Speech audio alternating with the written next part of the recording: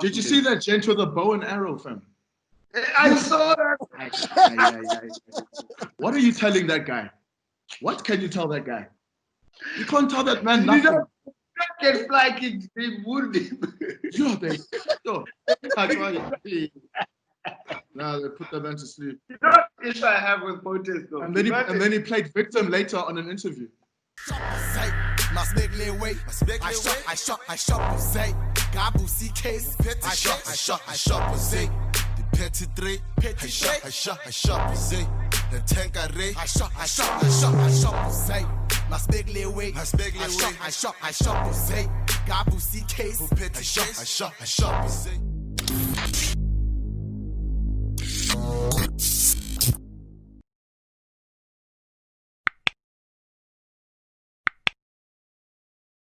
Wow, firstly, welcome, gents. How are you doing? All good in yourself, Wango? I'm chilling. So from the discussions that we had last week about the whole new kind of norm and all those kind of things, we kind of got into the discussion about the difference between brand management and influencer management. Sanele, how would you differentiate between those two things? Well, I think they're interlinked a little bit, only because if influencers are working for brands, they need to form part of your brand management because they're an extension of your brand. But essentially, I think the rudimentary sort of difference is that your brand is sort of your owned channels, and influencers form part of a paid channel or an earned channel.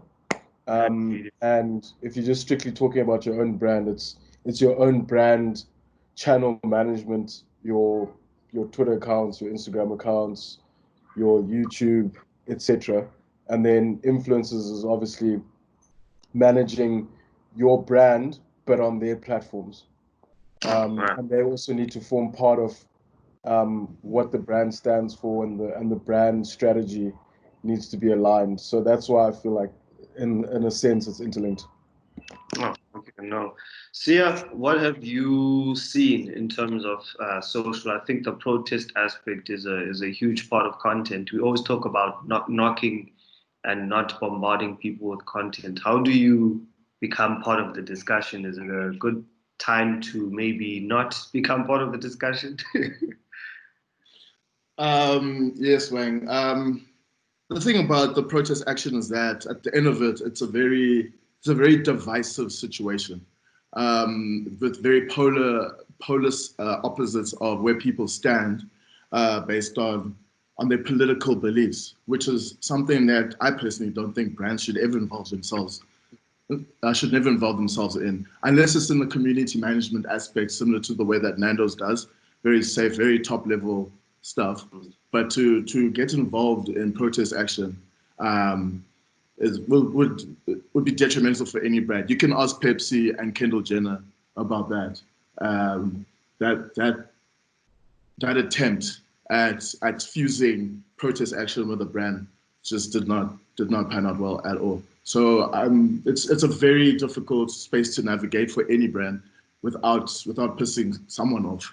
And we're talking about stakeholders, your clients, everything. So yeah, I personally definitely wouldn't advise anything. Sanele, how do you maybe protect your discussion or manage it effectively during this time, in terms of a social media perspective? The conversations are going on already. Do you choose to be a part of it? Do you ingrain yourself? What strategy would you choose? Are you particularly talking about in reference to sort of political issues, or just in terms of what's happening right now, the climate at the moment with conversations on social media? If you were to advise your brands and your social media team, what would you tell them during this period? I think it's a difficult situation to navigate. So I think, based on kind of what Siya said, it's more about your community management approach and whether or not your brand is aligned to those values and fundamentals that people are having an issue with. Because the dangerous thing is that as a brand, if you're going to say something or if you're going to share your opinion, because you are a brand essentially and not a human being, you have to offer real value to the issue, right? So just tweeting or just saying like, we don't think this is right, whatever, you actually have to add value. So donate money or donate something to the cause or do something in effect that changes the way that your business is run, based on what's happening. Because token gestures, like, I mean, that whole thing with the in England with the NHS, the National Healthcare System, where I think every Friday or whatever, people go on their balconies and clap for them. I mean, to me, that's horseshit, because those people are underpaid and they're risking their lives to save people, but all you can do is stand on your balcony and clap for them. Like, that's not changing anyone's life or changing their lives in any way. So I'm not about that action at all.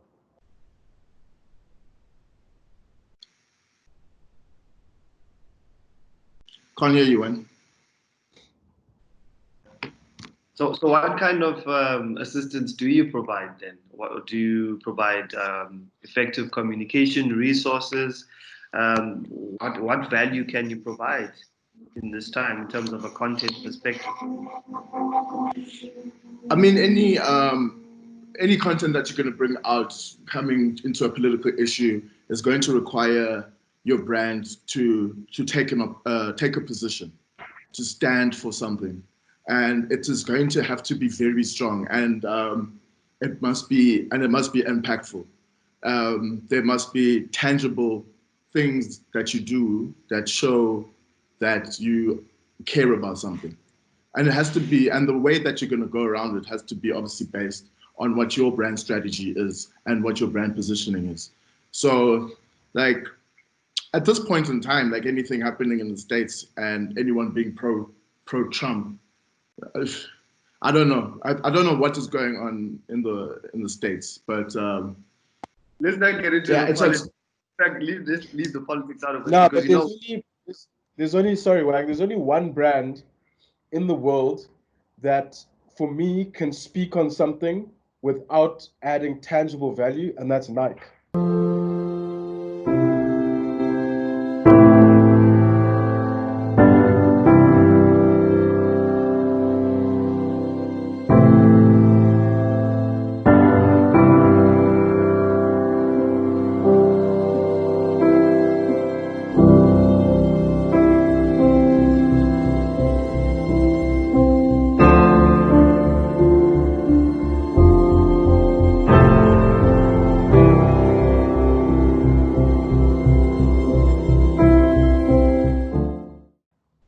Nike can just drop an ad, like they just don't do it, and it's beautiful imagery, and it tugs on heartstrings and whatever.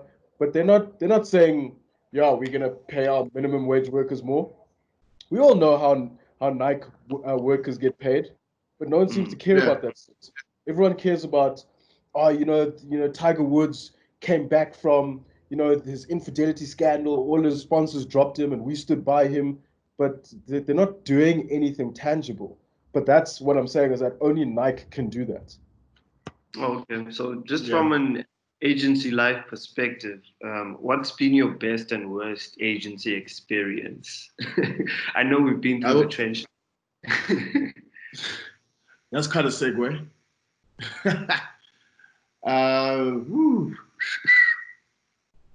You're gonna have to come back to me with this one. Actually, it's actually very tough for me. I mean, I guess I don't think it's more the agency. I think the experience that I've had at the agencies that I've worked at, all of them have been different. All of them have different systems in place, different processes, and that contributes a lot to the type of work that you put out. So a lot of people don't understand that to be able to get, effective marketing or advertising strategies and creative out there, you need all the other sideshow stuff. How do you operate? How does your traffic work? How does your client service interpret briefs? All that stuff that people don't really see when stuff goes out, that stuff is shit. Your work will be shit. Because you need people to sense check stuff, you need people to review, to make sure that people don't put stuff out that's tone deaf or insensitive and whatnot. Because otherwise, without those checks and balances, then it'll just be some anarchic world where people just do whatever. And I think I've had a few experiences where, unfortunately, work has gone out that hasn't been sense checked, especially based on the target demographic which they need to be promoting to, and the way they interpret that creative is unfortunate. And we've all seen stuff where it's like, okay, who approves this stuff? And that always happens, and that depends on the way that your agency operates and whether or not there are enough Black people involved making the decisions that matter. Yeah. Yeah. How important is diversity in an office? Just hold on a second. I actually have something to add to the previous one. Piggybacking off Sanele's comments. No, I just needed some time, Moss, obviously. For me, I guess my best agency experience that I've realized is that after about a year of fighting for Black people to be in the room, to make decisions of what eventually goes out, with someone there to sense check and all that stuff, actually, and also to add value in terms of what would be best for the demographics, because essentially we do all market to Black people the most. To have an all-white team of people to send out to decide what to go out is very risky, should I say. So what happened is that I eventually got an opportunity to work with some very good creators and push out an ad, which was the Nescafe, the Grind ad.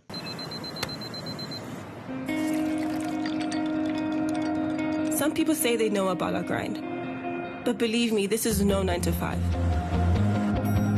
So you think you know about that early start grind? Not that one. The one before that early start grind. Here's an easy one. You wrote exams? We'll try 2. And it was very great for me to have been able to do that after so much fighting inside the agency, but actually them seeing me enough to give me the opportunity. Dope. No, that's dope. Actually, think about it. I have this particular experience. We were pitching for a in South Africa, and based on this, there was a terminology or a word for what our strategy was called, or what our conceptual idea was called. Sorry, should I say rather? And then I'm sitting in the room with executive, the top dogs, and the name was an English word, and felt like this had to be a vernacular word because that would endear us more to the who were full of Black people at top management level. So then I was asked in the room, Sanele, please can you find a vernac word that can translate this English word? And my issue is that this understanding that English can just be easily translated into vernac and it means the same thing or it carries the same tone or context is completely off. But obviously they didn't understand that. So when I pushed back and I said, hold on guys, the concept needs to be vernac for it to have a vernac name. So if the concept and the idea is English and then you just slap a vernac name, people will see through that. People aren't dumb. So you need to be aware of that. So rather, let's leave the English word, because if we try and do it vernac, the people we're pitching to are going to see that we are just covering up or covering over something that isn't actually what it really is. And I was forced to find it. I was put into a meeting with 2 other Black creative directors, and they thought I was coming to them to discuss the concept. They're like, so tell us about the concept. What's it about? And I'm like, now the 3 of us are all here just to find a vernac word. With all the industry knowledge, experience, seniority in this room, we have been to just translate a word and then we're done. That's all they care about. So that was a very difficult experience for me. No, props to you for fighting the good fight. Because eventually, I think when it comes to a lot of marketing, it's the essence of the message that always shines through. Then, from a content creation perspective, what kind of instructions do you give Sanele when it comes to creating content for different platforms? What are the basic benchmarks for you? Well, obviously, you have to have a sort of a solid strategy to base your content creation off of. Either a digital strategy or a social strategy, which informs what platforms you use, how you utilize them, how you utilize these channels, whether you involve media partners, whether you involve influencers to leverage off of. But the main important thing is the brand's content pillars, right? So every brand is grounded in sort of content pillars, which can be translated, I guess, possibly into the brand's passion points. So you know that, for instance, if you have a, I don't know, I don't want to use this brand, but if you have a Castle Light, for example, you know Castle Light is hip hop, right? So that is one of the brand's passion points. So you know that that's something that, as a brand, you have credibility in speaking about because you've built that platform for your brand over years with Castle Light Unlocks and all the things they do in that sphere. So that is informed by a strategy which says, this is the areas that we're going to play in because that's what our brand stands for and that's what we believe our brand stands for, and has credibility to speak on these things. And then you use that to create your content, whether it's campaign content or always on content. You know that these are the parameters with which you need to create it within. And that goes into now when you're looking at your copy, how does your brand speak? What's your brand personality? What's your brand's tone of voice?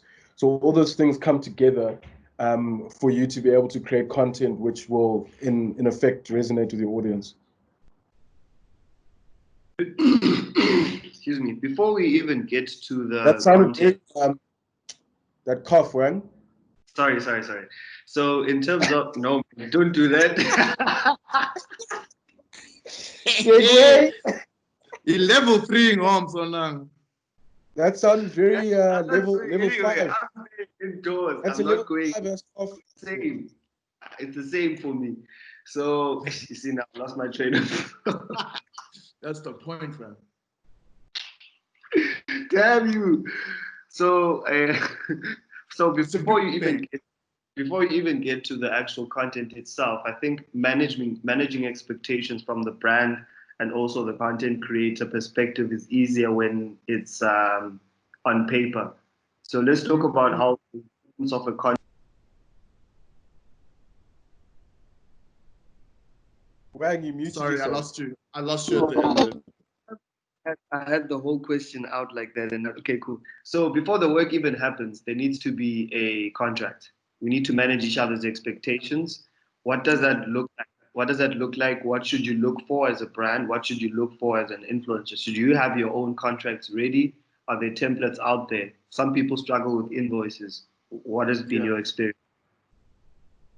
I think there's a wealth of information online in terms of being able to come up with your own contract to sign with brands as influencers.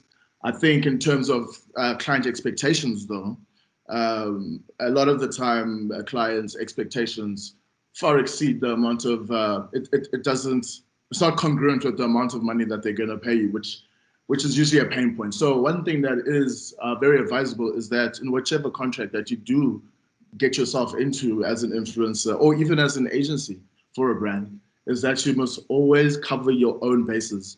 Don't let the buck stop with you. Don't let the knife fall on you if something that was far out of expectations was not met. You got to protect yourself, and that is a large part of the client agency relationship, and that's why client services is very crucial in the role of an agency to keep those expectations managed, and especially once you get into long-term contracts and retainers, you got to keep that relationship as honest and communicative as possible. Sanele, have anything to add to that? I think it was quite concise? Yeah, I think that the in terms of the contract situation, it's always been a bit of a sticky point in my experience, and there are templates out there that, you know, we've formed kind of at where I work at the moment, and the two biggest bugbears is the exclusivity clause and the usage rights, right? So a lot of brands obviously want to make sure that for the duration of the period that that contract lasts, you do not do any work with any competitor brands.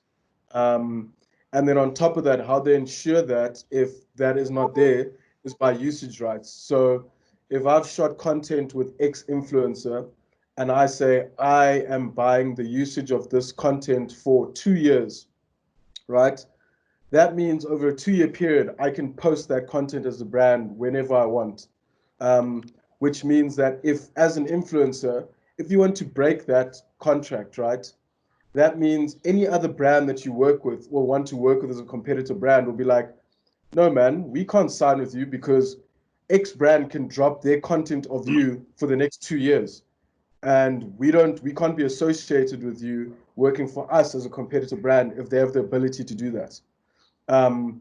So that's kind of the things that kind of tie them down into that contract. And we've had an experience recently with signing someone to a brand. There wasn't necessarily an exclusivity clause, but there was a usage right clause, which means we had rights to their content that we shot of them for about a year. And there's about, I think, 8 months still left on that. But now this individual is telling us that a competitor brand wants to sign him, wants to offer him more money, wants to put him on product like in shops. And we're like, bruh, you know what? You can do that, but we can tell you for free that that brand is not going to like it when you sign with them. Let's say you sign with them today, and in 6 months, we drop a TVC with you, boom, of our brand, because then they screwed in that sense. So that's kind of the main sticky point that I've experienced with the contracts and influencers. That Facebook released some features. Twitter also, we talked about the features that they release an ad within an ad within an ad, ad inception. Do you think that there's a bit of overkill when it comes to a lot of the features on social media platforms? What's the most useful feature for you that you've seen lately? Like in terms of executions that brands can do on social media, I've always been a fan of a Facebook canvas because it's immersive and it's thought out, it's considered. I don't think there's a shortage of ways and tools and avenues that social media can allow brands and partners to advertise themselves on their platforms. I mean, it's in their best interest to do so. That's what keeps the lights on. That's what gets people paid. That's what keeps the economy going. I sound like a capitalist now, but yeah, but I am. Yeah, so I mean, I wish there were more ways that brands could talk to us meaningfully, and I mean those ways can open up. And I mean, I thought that TikTok was going to allow advertising on their platform, but that was always at jeopardy. I mean, they do have ads. They do have ads actually. I've seen a few.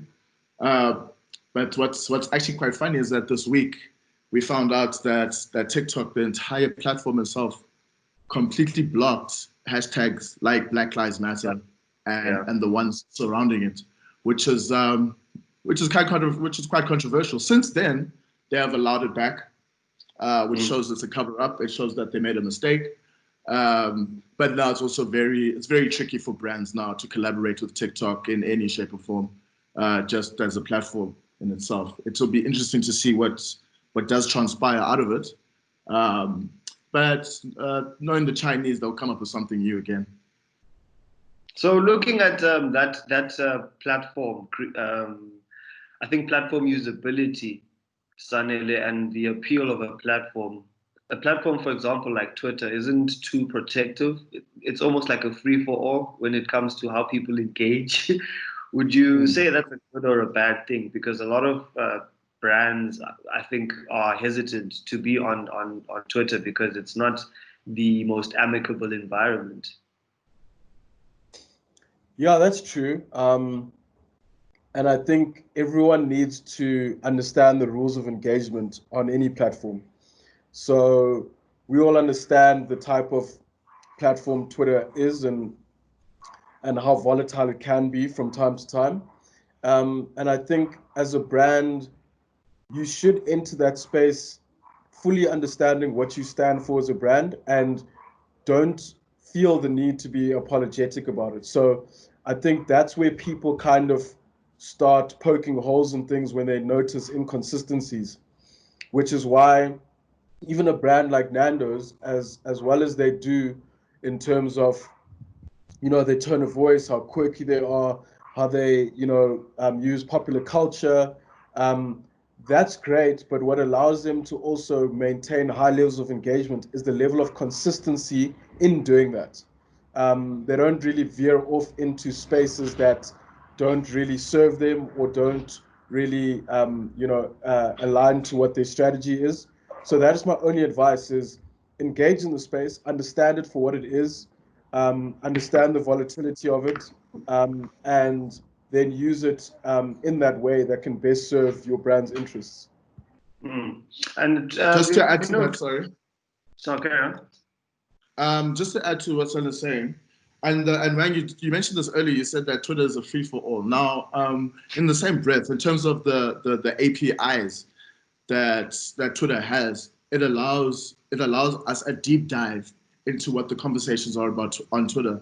I can pretty much say almost for any tool, it is almost impossible to get information from Instagram to get proper conversational share of voices.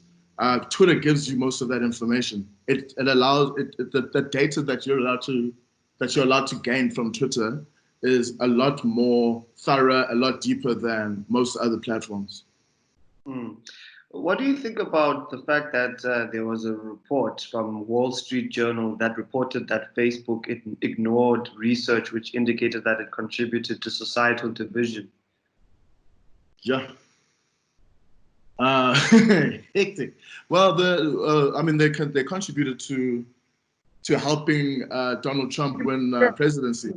Do people care? There was the Cambridge Analytica scandal where all of our data and resources, we know it's being mined and it's being sold. No, Facebook did that shit. Zuckerberg did that shit. I have no doubt in my mind. He allowed those things to happen. But since then, obviously there's been a new Data Protection Act that's out that everyone needs to abide by and comply with. And I think those kind of avenues have been closed since those days. Unfortunately, the rat is already in the building. So they already put Trump as a president. We're here now. But doing that again, I don't think you can do that again twice. So no. I even forgot what the question was.